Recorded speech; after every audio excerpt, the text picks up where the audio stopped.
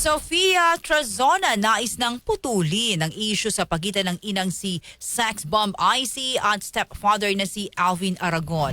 Live sa ating studio, alamin natin ang balita mula kay Rajaman Myra Jane Nasayaw.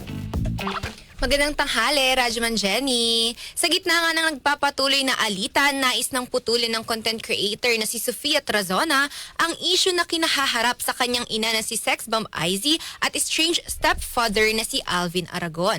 Sa video message na ibinahagi nito sa kanyang social media, sinabi ni Sofia na gusto na niyang matapos ang alitan sa pagitan ni Alvin dahil pagod na raw ito sa pag-defend sa kanyang ina. To Mr. Aragon, I'm addressing this specifically to you dahil, to be honest, I'm tired, I'm hurting, and pagod na din akong mag-defend and protectionan yung nanay ko. Sa lahat ng mga interview, sa lahat ng mga nangyari din dito sa social media, napapagod na din ako.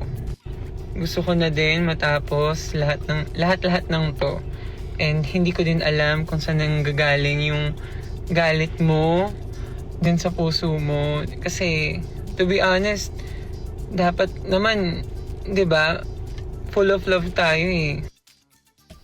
Dagdag pa ni Sofia, wala daw siyang intensyon na manira ng buhay dahil suportado naman niya ang ikasasaya ng pamilya nito. Sa hiwalay naman na post, ipinakita ni Sofia ang pagkamis sa kanyang inang si Izzy na ayon sa mga naunang interview nito ay matagal na niyang hindi nakikita. Una nang inihayag ni Alvin ang pagtutol sa pagiging miyembro ng LGBTQIA+ community ni Sofia na ayon rito ay taliwas umano sa utos ng Diyos.